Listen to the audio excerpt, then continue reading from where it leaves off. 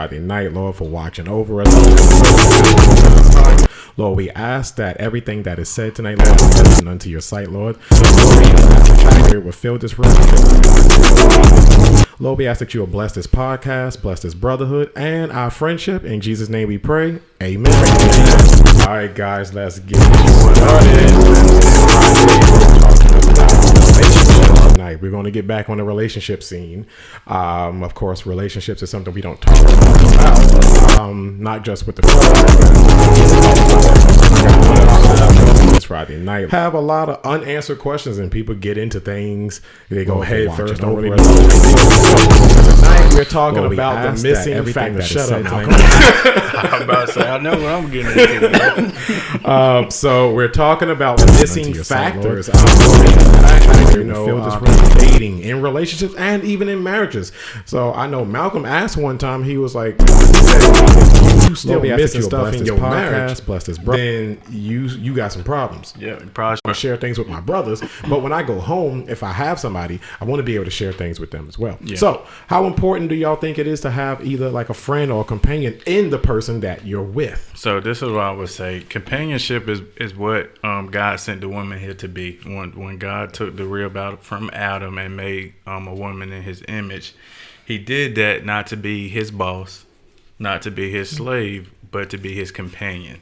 And with companionship, you're going to get friendship, you're going to get all those things, and your companionship will succeed any of your other friendships.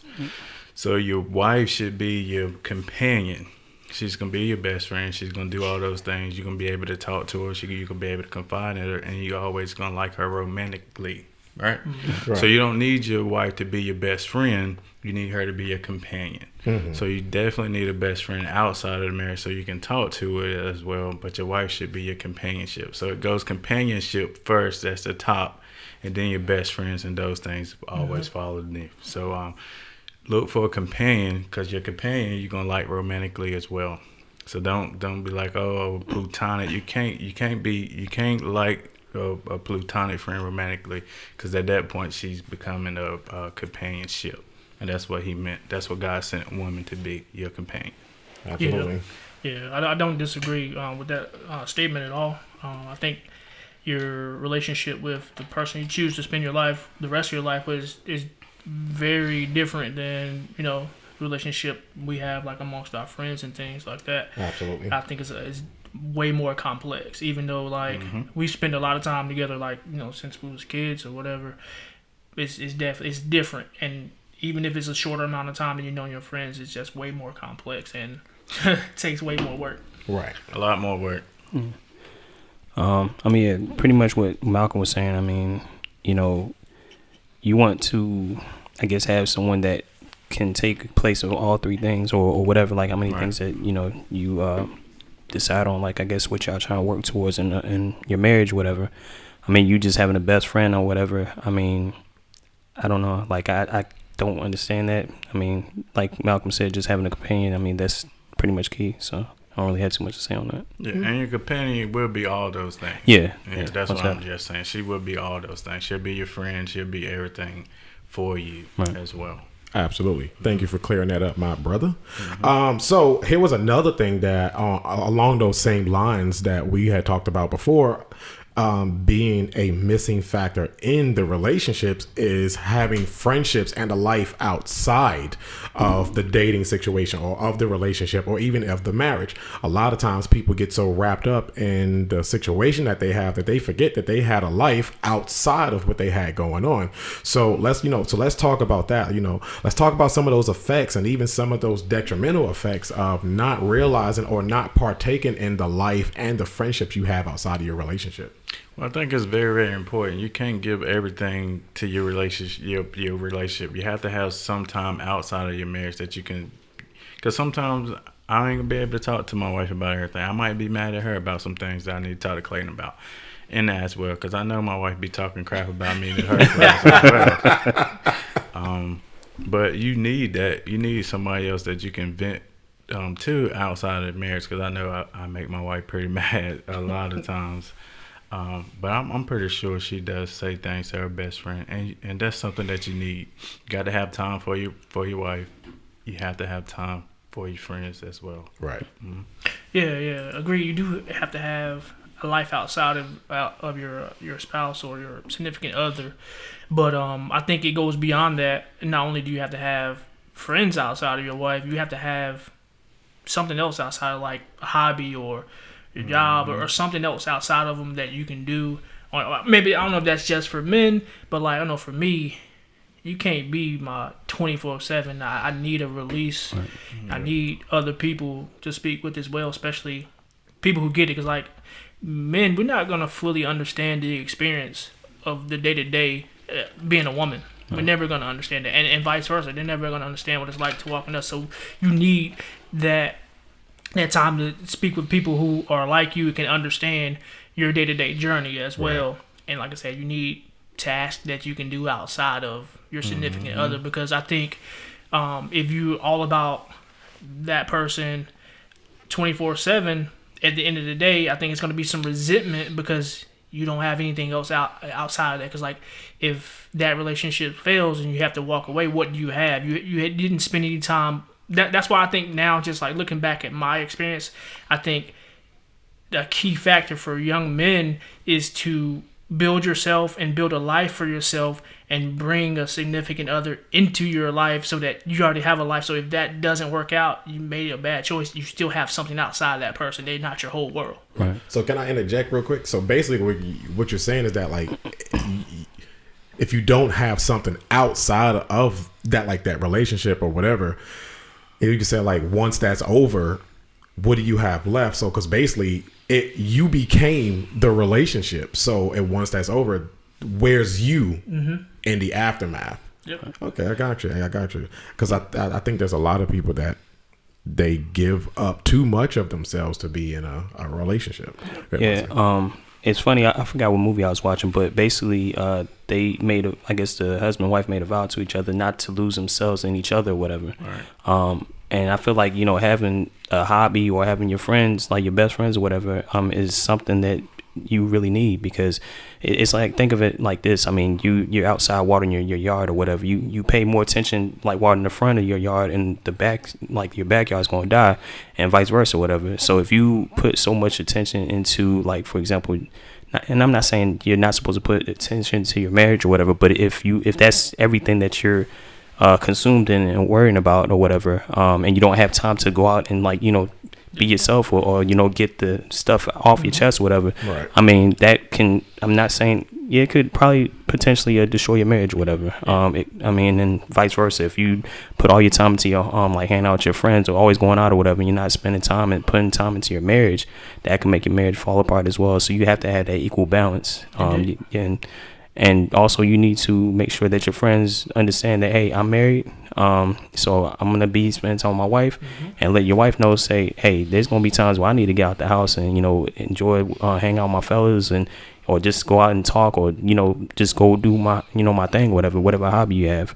That definitely will help you relieve a lot of stress within a marriage. Yeah, absolutely. Oh, yeah. So, and I'm like right on point with you, brother, because one of the things, and I guess I know this because just like Clay, man, I've experienced this on the other side, where I felt like I put way too much of myself into a relationship, where I lost myself. Like there was no me without that relationship. I didn't have a life outside of it. So the same way that I am like headstrong when it comes to like a work-life balance, I am true to having a love life. To having a love life and a life balance, you know what I'm saying? Because yes, my relationship, my marriage, whatever it is, should be my top priority, right, but it can't be my all in all. Right. And only in the sense that like Clay said, if somehow that ends or it goes away, what do I have left? Who am I without that relationship? Right. And I have to have that because I was somebody before that relationship. You know what I'm saying?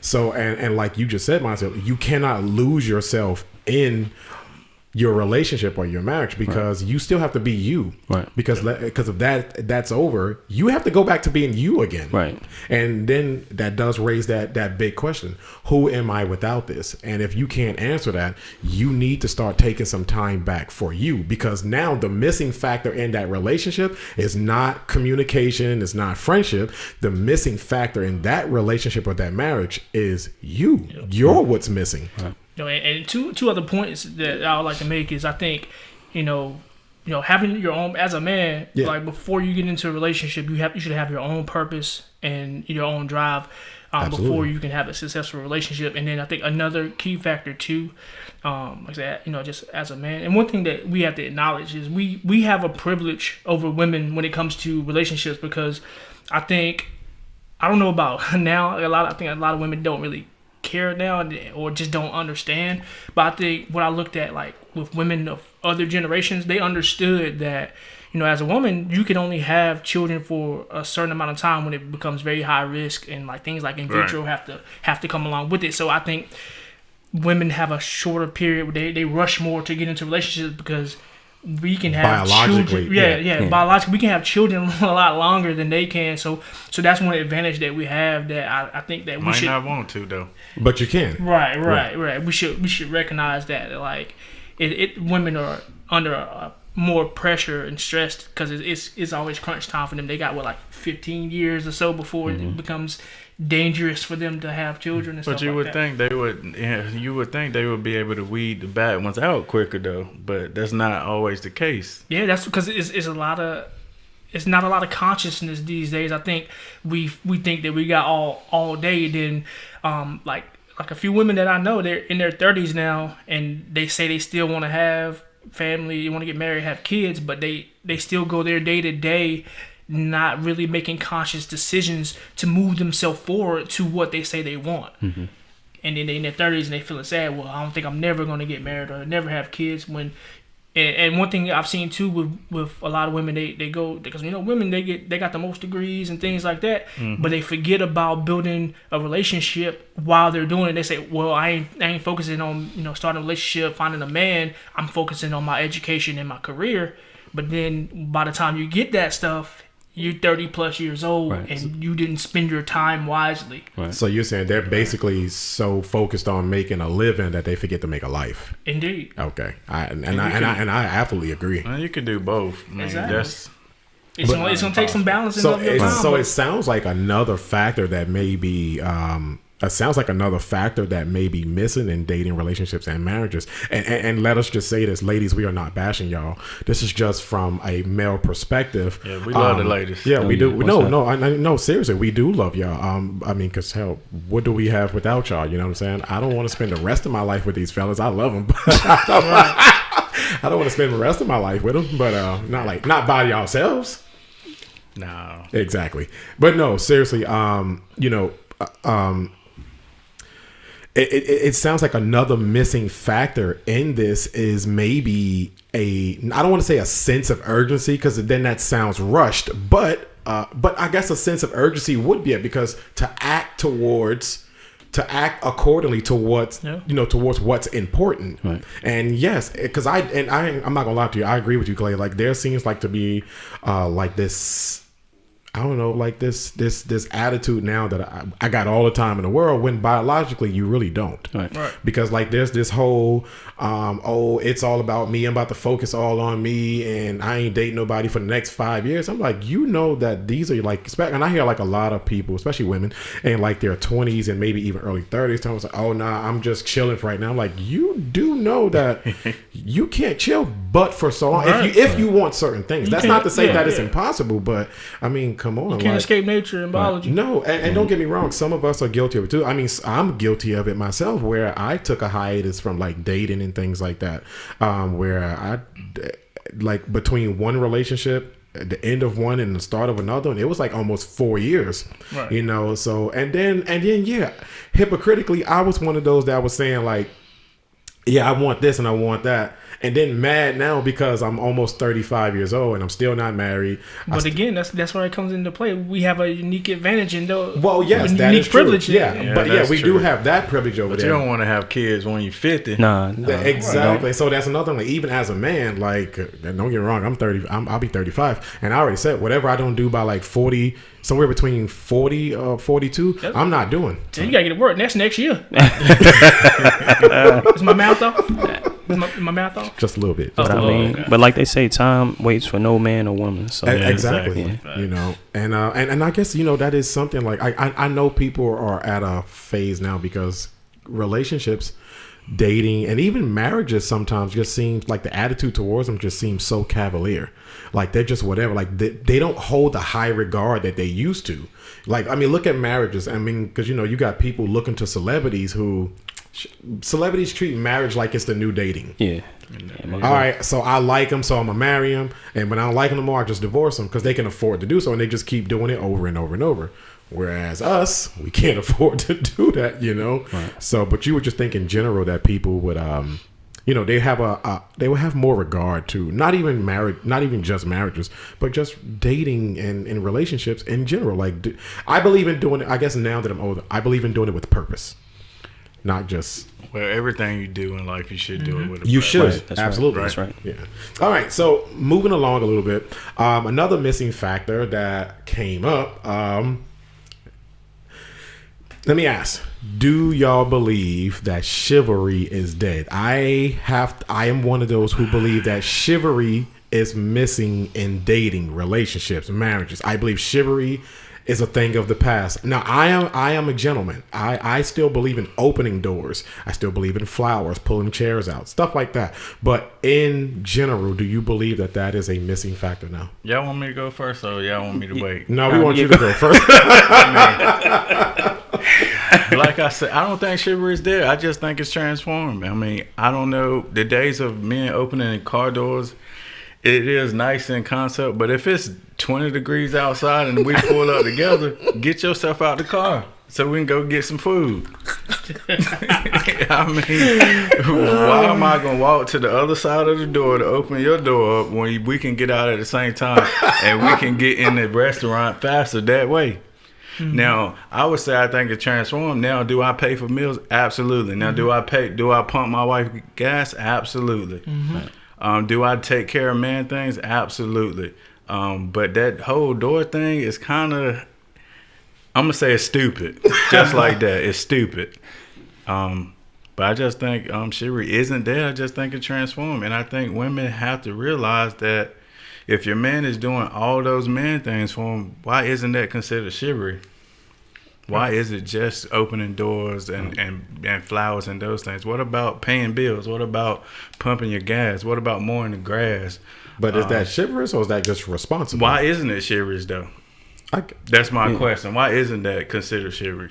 If you doing man things, why isn't that considered chivalry? So you know who we have to ask because you can't ask us. I mean, women comment. We got a couple women. Ladies, comment. y'all tell us. Comment. Is it? We know it's responsible, but why do men always have to buy flowers, opening doors, and all this other stuff to be considered chivalry? Why isn't the other stuff considered chivalry as well? Right. That we do that goes unnoticed and people don't give us credit for. Why is that? That's a good question, but I mean, for me, I don't really go overboard with it. There's certain things I'll do, like if we're walking into a restaurant or something. Of course, I'm gonna open the door, open your car door. Nah, I don't really do that. And I mean, I buy flowers, but I think it all depends on what you're trying to get out of the relationship with the person that you're trying to be chivalrous with, and I don't think everybody is worth chivalry.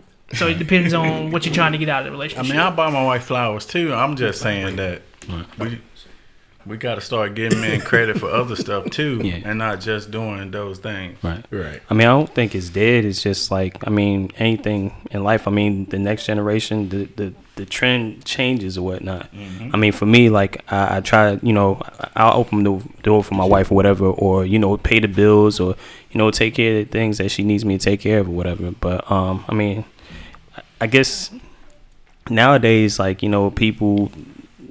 like for example, dudes that don't pump the gas for their that's- ladies. I mean, I don't understand that. Yeah. Oh yeah, That's I a hate sucker seeing move. that, bro. I You can't see a stand dude sitting in the passenger seat of the car and his girl out there pumping gas, bro. I remember, Yeah. it was stupid, Yeah. but now I think about it, I was in Fayetteville and I seen this dude sitting in the car and this girl was pumping gas. I pumped her gas, bro, and the dude Oh, for still real? sat there. Are you serious? Yeah, but- that's And crazy. you know what I- Pumping what I'd gas for- also- you know but what I'd pumping also do? gas for your wife, that's not considered chivalry though. No woman ever say that's chivalry when you pump gas for them. Look it up. That's crazy. But yeah, I mean, Ever. yeah, that's crazy. And And then, you might even pay for it. So what you're saying is that a lot of things we do are Should not be. categorized. Should under be, yeah. chivalry. It's not categorized as chivalry, Yeah, and it's it just should be. you think it's just expected. Yeah. right. Yeah. Okay. So like I said in the beginning, I am one of those, I still believe in chivalry. I think maybe as a whole, I don't know, Malcolm brought up an interesting point. Malcolm said that it's not dead, it's transformed. Right. So I guess I'm kind of half and half there because I don't believe that it's completely dead. Because like I said, I still believe in chivalrous acts. And I also still believe in doing things like I am one of those. I do believe in buying flowers. Do I do that for any and everybody? No, because not everyone deserves that. Now when it comes to things like opening doors or holding doors, and actually we asked some of the ladies to kind of chime in, and Clay's mom actually chimed in, and and one of the things that she said was, she says opening doors and stuff is a courtesy.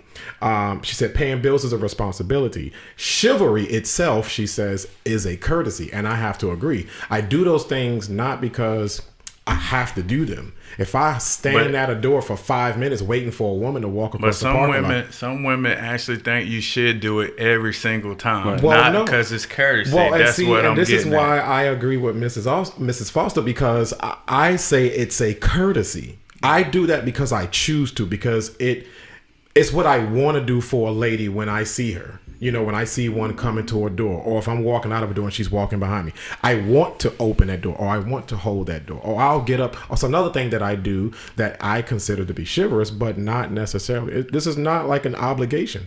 If I'm sitting down somewhere where we're like waiting or whatever, and there's a woman who walks in and she has to stand. Like say like I was on a train in New York, I will give up my seat so that she can have the seat. I don't care how tired I am, whatever the case may be. I will give up my seat, Yeah, I do that sometimes, but like you said, it's not because it's an obligation. I don't have to do. I do it out of a courtesy. I do it as a courtesy. Same thing like buying flowers. If I buy flowers for a young lady, that's a courtesy because I chose to do it, not because I felt like, oh damn, at this point in stage, I need to buy her flowers. Well, let me ask you this. I think. Yeah, go ahead. Clay. So well, you got my wheels Say turning. what I think. So you say you do it as a courtesy, but my question is, let's say you were on that train and it was all women on the train, you were the only man, and another woman got on, and you were sitting down, and if you didn't give up your seat, you're gonna look like the asshole. So do you think the public or the public opinion or just the expectancy of the people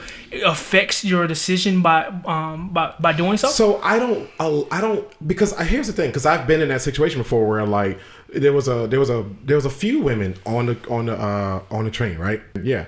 I didn't immediately give up my seat because first of all, a lady was standing a little bit ways down the actual train, the car of the in that car, and there was other guys that didn't give up their seat either or whatever. Now I did give up mine, and I called down to her because there's a bunch of guys sitting down and you got this one lady standing up, and I was like, here, you can have my seat or whatever. I can stand up for the rest of the ride. I was okay with that. But to answer your question, yes, society does place opinions and perspective on this. Now, I don't do anything because of what society says. I don't care that if I didn't do it, I look like the butthole, because that's not it. I do it for me. This is what I like to do. It doesn't care. It doesn't matter whether the woman is somebody I'm pursuing or she's just a stranger I see has to stand where we are in in an environment. I will give up my seat just about every single time or whatever. And that's just me. Right. And the one thing I would like to add is that, we're dads in here. Well, no, you got 5 kids, right? It's like, Malcolm has a daughter, I have a daughter, Terrell has a daughter. And, we want to make sure that, we're doing the right thing because, our kids are always looking. We want our daughters to follow and say, like, I want a man like that. You don't want no dude that's going to, like, sit up here and sit in the car you had to pump the gas, or you always paying for the meals and different things like that. So let me speak on that because I have seen that. Now back to the whole gas thing. Nothing annoys me. Now, if a woman is with me and whether we're dating or in a relationship, they do not pump their own gas with me. Even if she says, well, I need gas in the car, I'll take the car to the gas station and pump the gas. Right. We don't have to go together in order for me to pump her gas. I'll take the car to the gas station to do it. I have gotten so annoyed seeing, women out here sitting, and I'm talking about it's like 20 degrees outside and they're pumping gas, and there's some little raggedy dude with his seat laid all the way back in the car. That's how they always look. Yeah. You can always tell when a woman's with a raggedy dude because his seat is laid all the way back. Touching the back. Touching the back. And I was like, yeah, you don't need to be seen because you're irrelevant. You're irrelevant to what a man should be. That's not to say that it's an obligation, because as we said again, it is a courtesy. Well, this is what I'm gonna say. Courtesy is one thing. If you go to a grocery store and somebody walk past you without saying excuse me, they don't have to say excuse me, but it's a courtesy for them to do it. Absolutely. And I think that courtesy should not always be expected, but chivalry is something that women expect every single time. So that's why I think chivalry and courtesy is totally different. And to even go deeper on it, I think there's still a threshold that has to be met too. I think you can go overboard with chivalry and you just end up sipping out. That's what I'm thinking. And my thing is, a lot of women say they want this and that, they want flowers, they want that. But I think if you do it too much, it does become expected. Yeah, but at the same time, I mean, that's all I'm saying. So, you can go overboard with it, and it should not be expected every single time. So then it gets watered down. This brings up the question. So, because we have said that, and I think this is what turns some men off from being chivalrous or courteous or whatever, is because when you do get that thought in your mind that I want to do certain things, some women don't appreciate chivalrous acts. And that's what I was saying. This is what turns men off. I'm like, I wasn't doing this. I did this because I wanted to or whatever. But and you're right, because sometimes when certain things become expected, like basically when it becomes expected, it's like, oh, you should do this. Exactly. So and the appreciation factor is gone. So do y'all feel that women don't appreciate these things anymore? That's what I was saying the whole time. Y'all weren't listening to me. I've been in that situation. I've been saying that the whole time. Yeah, that they just don't appreciate it. So they want you to open up the car door, and when you don't do it, they don't appreciate it. But then when you do it, they don't appreciate it either. So you at a loss. What can you do to win? Yeah. I had that similar situation. Like the girl I used to be in a relationship with, she said, "Well, you don't, buy me flowers and stuff like you used to." I was like, the last time I bought you flowers, they sat on the counter for 3 days. You never put them in the vase, just sitting right beside them. Exactly. And they just died sitting on the counter. I had to throw them away. So I was like, why am I obligated, and why are you expecting that if you're not going to appreciate it? Exactly. So for me, I have a question about what we're talking about, or the question right now that you just asked, Vincent. But do you feel like this sets men up? Like, for example, doing a girl been dating for years or whatever, and the dude's always been doing that, buying flowers and candy and earrings, rings, whatever. And then when they break up, she goes to the next man, and she already has that mindset saying, well, I have this dude that I used to date, and he used to do all this and that for me. So do you feel like that sets the next man up because she's always expecting that? No, okay. Because well, go ahead, Clay. Sorry, I don't think so. It just depends on the person. Because if she appreciated those things, I think it may again be an expectation for the next person. But if she didn't appreciate it, she's not going to remember it in her next relationship. Right. Possibly, but so here's my thing with that. I do think it's a setup, because when you get into something new with somebody else, you should be giving them a blank slate. You don't go. But that doesn't always happen. But no, it doesn't always happen. But it should. But it should be that way. When you go into the next thing, you don't go into the next thing basically saying, "Oh, well, my ex used to do this, so I'm expecting this here." Because if that's the case, you need to go back to your ex. Because I'm not your ex. Well, no, don't get me wrong. That's not to say that I'm not going to do my own things. You know what I'm saying? But I'm not your ex. Allow me to be Vincent in this, this situation. And if I want to open doors, I open doors. If I want to buy flowers and jewelry and shoes and dresses and perfume, let me do that. But I'm not going to do it because I'm trying to keep up with what your last did. You know what I'm saying? I'm gonna ask you this one question. I want everybody to comment on this. What is chivalry towards men? Does women do chivalry things towards men? No, I think if you look up like a definition of chivalry, I think it was just directed only to women. Yeah. Why is that though? It was a noble act. By definition, this was a noble act. Was a no bad. I'm just talking about right today. Why come is no such thing as chivalry towards men? I think it's because of the way the traditional dynamic between men and women was where the men handled everything, they worked, they handled everything. So the position that women were in at the time is where it came from. Men were. Wouldn't it be nice though if a woman opened up your car door? So here's Wouldn't my it? No, so no. I'm Bro, you know you don't want no no, woman no, to no, open no. no door for you. I'm just bro. saying, man. No. So here's Why my does thing. men always have to do chivalry act? That's my So- I question. think it's because traditionally it was gauged. Okay, as, we still talking about I'm tradition. gonna get there. But traditionally, it was seen as an act of masculinity. So I think but that's when women stayed at home. They cooked, they cleaned, true, and they didn't do anything. Right? true. But You gonna get in trouble for that one. No, I'm just. That's just reality. If you're That's just talking about reality. tradition, Go that's ahead. what I'm saying. That's a tradition. So I think in today's, like thinking about it now, I don't really want those type of things. So I guess Man, I'm not saying that you want those things. I'm just saying, why is it always chivalry towards women but not towards men? Why come? So why let come me- is so it let me not? s- Why is it not reciprocated towards men? So This is what all I'm here, saying. because I actually have to disagree just a little bit, and I can only go off of what I've experienced. Now, by definition, it wouldn't be considered chivalrous, right? But if we are going to turn this around to like one of the ladies or whatever, right? Now Right. I have to think about this now that in retrospect, in retrospect. But women don't always cook, Jess. Hold on, because I'm getting there. Because in retrospect, when I think about it, yes, I hold doors, right? I hold doors, I pull out chairs, and I open doors, right? And I buy flowers. Now, when I am dating, or when I was in a relationship, after dinner, she would grab my plate. I am perfectly capable of dumping my own plate in the trash and cleaning up my own plate. She would do that for me, not out of obligation. She didn't do those things for me because she was obligated to do it, because I never even made her feel like she was obligated to do it. She did those things as a what? As a courtesy. So to me, that was chivalry being That's all you reciprocated. got out of everything that you No, did. no. was her taking your place. That was just an example. That's just one thing. No. You're talking about reverse chivalry Yeah, from her, but you I don't not- need her go to ahead. open. I don't want her to open my That's door. that's not my question. Whether you need it or not. My No, we question know that. was, why isn't it reciprocated towards men? That's my I question. think it's reciprocated. It's Just just not in a called. different way. It's just not called chivalry. Yeah, and how? it's just done in a different But way. how? She's not going to buy you flowers, but maybe she. But how?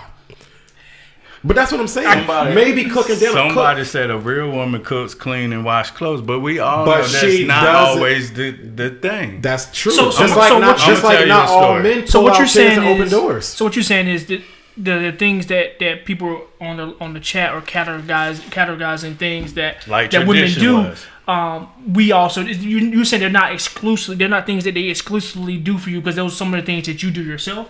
Yeah. Okay, so let me say this, because, and now I am probably going to catch a lot of flack from a lot of the guys, because I recognize that, yes, I love when a woman cooks for me. She makes my plate. She takes my plate. She washes my clothes. She lays my clothes out. At the end of the day, those are not obligations. A woman does those things for a man as a courtesy. She's not See, that's why obligated I to think do those we getting things. confused. But chivalry is not an obligation either. Exactly. It's a That's courtesy. what I've been saying the whole time. But we going. But some people do think of it as an obligation. Exactly. So I guess it all. And see, and That's that's why, what I and was that's like saying. what Mazio was saying. That's why some women think of chivalrous acts as an an obligation. right? That's all I've been saying the whole show. That's all I've been saying the whole show. All right. So Y'all just we ain't heard it. All right, so we can have That's we, all I've we been can have saying. the chivalrous argument another day. whole 'cause show. We getting deep, boy. I'm just saying that's all I've been saying the whole show. But y'all kept flipping But- around. But in the end, y'all came back to what I said. No, at but the beginning the of point show. but the point is, on either side, male or female, whatever you do for them, it should never be an obligation. But that's what I'm saying. Women think chivalry should be an obligation. That's all I said. said at the beginning of the thing. I disagree there because it shouldn't be an obligation. But they think it is. That's what I said. I shouldn't be required to. Well, and then again, and let me speak for the ladies here in their defense, because there's a lot of men that says women are obligated to cook, clean, and wash clothes, fold clothes, and stuff like that, and make his plate. I never said that. Never at all in my life. Me and my wife, we do things equally all the time. But we're talking about Malcolm and Bree. We're not talking about the general consensus. But that's here. what I was trying to say. A lot of women think chivalry is your obligation to do all those things every single time. And it shouldn't be. That's what it I should was be saying. A straight courtesy, just That's like Mrs. what I Foster was said. saying. And just like you're saying on the other side, it should be a straight courtesy. I do it because I want to do it, not because I have to. I think that's a bit finite. I think that depending on the dynamic of the relationship, if chivalry, at the basis of the relationship, if chivalry is required in your relationship, I think some of those things that... Well, then it should be both ways. No. What I'm saying is like the things you're talking, cooking and cleaning is not obligated. I think if chivalry is an obligation in your relationship, those other things should be an obligation to the woman in that relationship as well. So if I'm obligated to certain things that I have to do, there's going to be some things you have to be obligated to as well. Exactly. So and like I said, and I get that. Now, if it's going to be, it can't just be one-sided. Right. Like if you're going to require me or expect me to do certain things, I'm going to not really require, but I'm going to expect. No, you can say it. Don't be scared to say it. That's all I was saying, man. That's all I was saying. But see, I'm just thinking about Vincent here. When I am with somebody, I don't require anything. Just like, but continue what you're saying. You say if you require to do these things, so yes, finish your statement. Yes. In general, if she requires, no, you're absolutely right. If she requires me to do something, then I'm going to require what I need. And reciprocate. And I get that. And I'm just speaking for me now. I don't require anything. I would like certain things. Oh yes, I even get to a place where I expect it. But I also realize that that's a two-way street here. If I'm expecting whatever from her, I know she has expectations as well that I need to meet. It has to be a two-way street. Don't say nothing stupid. No, I ain't about to say nothing stupid, but that's a conversation that I had recently with somebody, not pertaining to like chivalry and like things that are obligated. But I had a conversation with a lady. They were saying that equality is, men and women should be equal. I don't think so, because we're not the same. We're biologically and at our core we're different. I think. But that comes back to companionship. You have to find your companion. And at its core, they don't want equality. They want certain things. They try to pick and choose and say that's equality, but you don't want straight across the board equality. No, you don't want it. And that's where equity comes in, because you want what you want, and you want what you. And you need what you need, but we might not want and need the same thing. So you're right. So equality is not what you should really be after. So that's what companion is. You finding somebody that's companion with you. You do this and you do that. And that's what companionship is. They mesh. And you mesh. Yep. Right. And that's why when you find your right companion, you get married to that person. Right. And everything else is a failed companionship. And to add on to what Malcolm's saying, companionship, but then also add balance into that as well, because you always have to have balance. If you don't have balance, it's going to topple over and it's not going to work out well. Right. So. I'm gonna tell y'all this story, man, about this guy that I used to know. I'm gonna tell you the story about this guy that I want to know. That's why I'm going hard on the chivalry thing. I used to know this guy. He used to buy this woman everything that she wanted. He paid her bills, and he didn't even stay there. So she had other dudes up in there. Exactly. Oh, that ain't chivalrous. That's stupid. Yeah. and I asked him. I said, "I'm not paying no bills to no residence but it was where I don't reside." And you know what he told me? He said, "That's how you get a dime." I said, "I don't want no dime." That's how you be a fool. Yeah. I said, "Give me a nickel." He said, "That's how you get a dime." That's how you get a dime. I don't want no dime. Had the word idiot across your forehead. Yeah. And that's all I was saying, is that if it's expected, it should be reciprocal. And a lot of women expect chivalry all the time. Yeah. All right. So let's move on. So Malcolm touched on this earlier. Another thing that seems to be missing in, friendships, dating, and not friendships, but, dating, relationships, and marriages, is communication. Now, let's break that down a little bit deeper, because there's interpersonal communication, meaning, more socialized methods, be it face-to-face video chats or phone conversations. Then there seems to be more impersonal communication, meaning like we just gonna text each other, send messages back and forth, but no real interaction. So let's talk about those differences there. And I know when I talked to y'all the last time, you guys had a lot to say about the difference. So I want to start with Clay on this one, as far as interpersonal versus impersonal communication. Well, I have a very different outlook, perspective on it than y'all do. Yeah. Which has evolved over the years because in my younger days, I didn't mind like talking on the phone all night, falling asleep on the phone, all that BS, and like texting all the time. But like now, like it's crunch time for me. I'm working on a lot of things, so I don't have time just to be talking to you on the phone all day, texting you all day. I think it is a place for it and a time for it, but I think calling and texting is just a tool. Like if you're single and you're dating, it's just a tool to get to a date and an in-person meet. So I think that's where the core communication and growth and learning that person comes into play is in person. And you should just use texting and calling as a tool to get a date or just meet up and talk face to face. I mean, yeah, you pretty much hit the every point or whatever. But I mean, I guess for me, I can't really answer that. Right. Yeah, I can't. Man, you left for a reason. I can't answer that. Well, I would say, I like to talk to people on the phone as opposed to texting. Man, I know texting is more convenient, but it's when me and my wife dated a lot. She was at A&T in college, so she used to like to text all the time. But I used to always tell her I would like to hear your voice sometimes on the phone.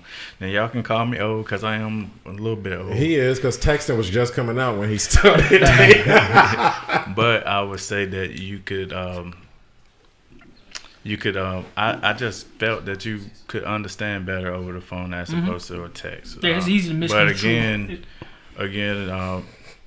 Texting is more convenient, and I'm not down in texting or not. If that's what you'd like to do, go for it. But I just think speaking on the phone is a little bit better than texting. And we all know you can misconstrue tone in text messages. If someone's like saying something and you interpret it in your inner mind speak versus what they're really trying to convey to you, you can easily fall down a slippery slope and not understand what the person's really trying to say. The only thing I'll say on that is, I mean, for me, just talking about my experience or whatever, I mean, I talked on the phone with my wife when we were dating like hours upon hours and falling asleep on the phone or whatnot. And the reason why, we did that, of course, the generations, the times changed, whatever, but I did that so we both can understand each other and develop that bond, that companionship or start to work towards that.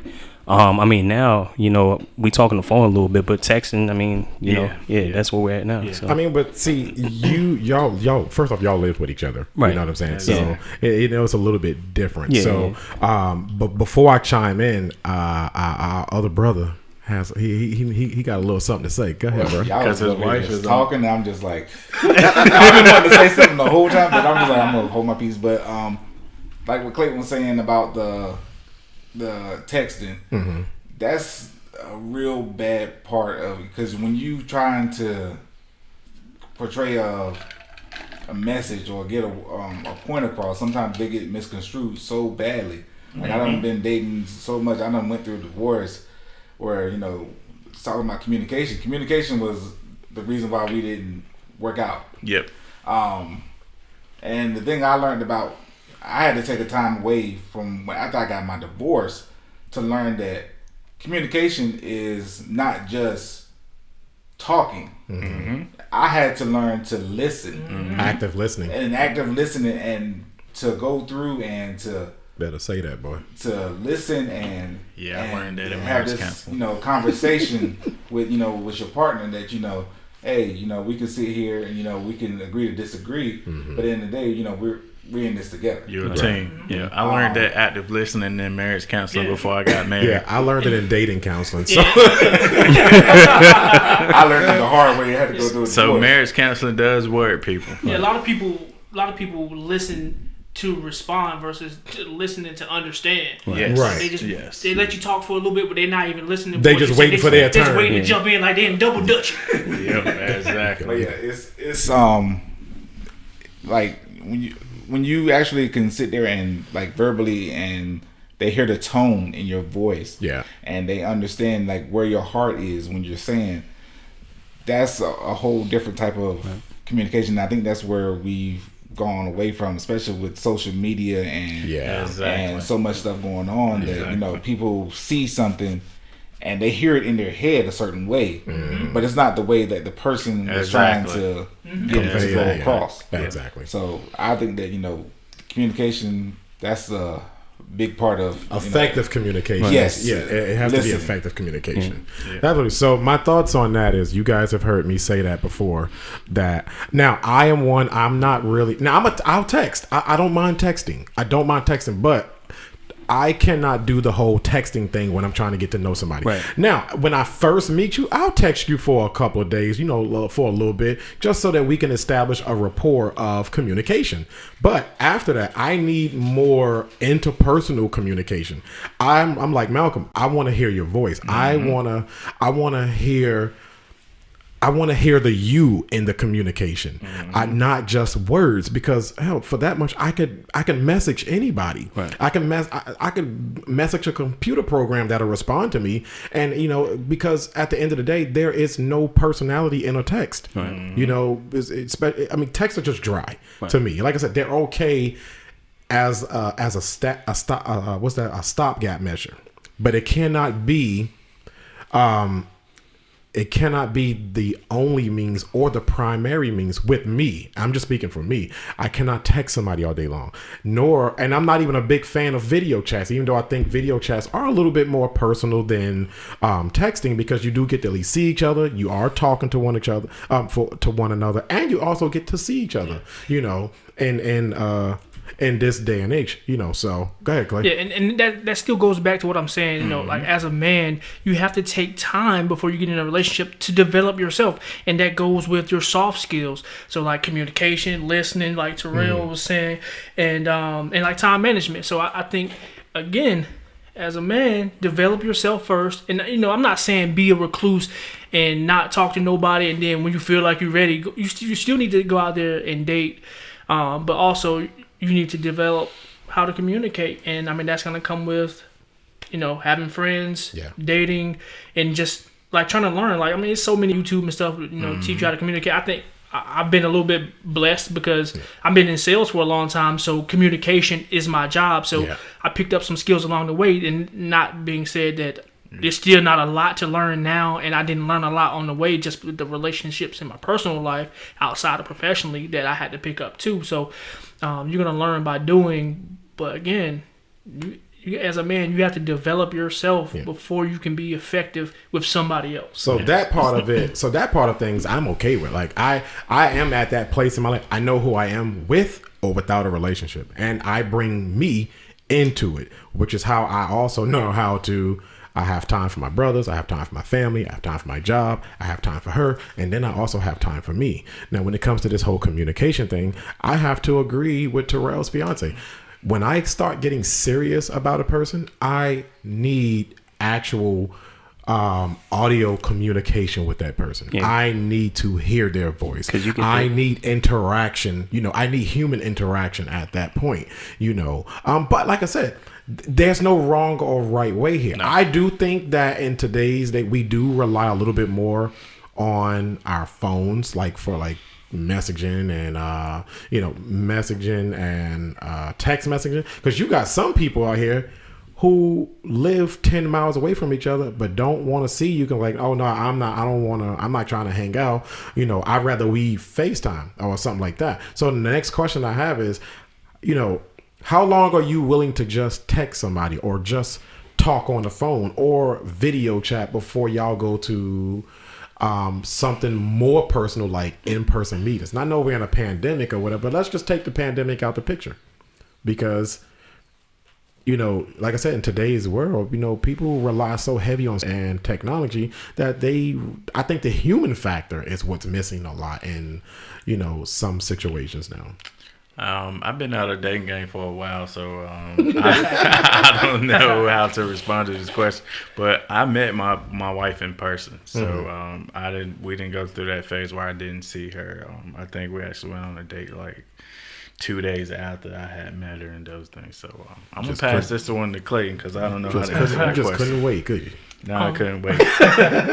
I think it just depends. Like the first lady that I actually dated after like my last relationship, I met her, in person and got her phone number, whatever. But when I text her, it was just solely to get that first date. Mm-hmm. So I asked a few things about her, get a backstory, a little bit, but it wasn't a lot. Like I just said, let's get up this day and time. These are the options. I set up a little date.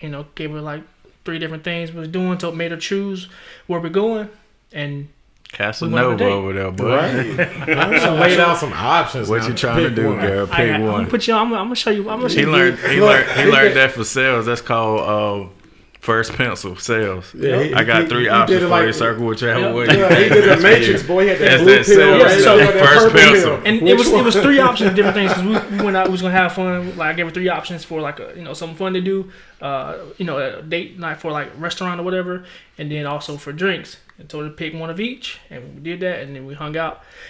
So again, specifically, texting and talking on the phone is just a tool to get a date. Girl, Clayton just first penciled you, girl. Oh yeah. And she signed on the first one. Ooh, he made a lot of money off that one. Yeah. Man, I've been out the game for a minute, a very long time. So I can't. In the game, right, man. Yeah, I can't really answer that. The only thing I will say is that for my wife and I, we talked on the phone and saw each other in person. So I mean, we went to school together. Yeah, I mean, exactly. Of course. I'm just easy. I mean, yeah, I'm planting that seed. Oh, hold up. I'm sorry. No, my bad. You planted 2 seeds. You about to get cut off. Yeah, oh, boy, he didn't plant the seeds. He just fertilized the seeds. Yeah, that's what I'm saying. Communication, that's what I'm saying. Communicate. Boy, they had them Nokia phones with the snake on them when you was dating. Literally. No, literally. Yeah. He's not exaggerating. But so as we get ready to close out, I'll say this to answer that question. I'm going to tell you this. I will not do those impersonal methods like just texting or messaging and things like that. I'm only going to do that but so long, because like I said, I am one of those people who I like human interaction. Now, because let me give you an example. Clay knows about this. I was talking to a young lady recently, and we would talk, on the phone. We would actually talk on the phone, and we would text or whatever. But, as far as like in-person meetings and things like that, like there was just always like a hang up. Like I'm not ready for that. I'm like, okay, I get that in the beginning. You got to have time to work up to that. But when it gets to a place where you start talking about months and months, I'm like, I'm not going to be your phone buddy for months. And if that's what you're looking for, I'm not saying there's anything wrong with it. I'm just saying that it's not going to happen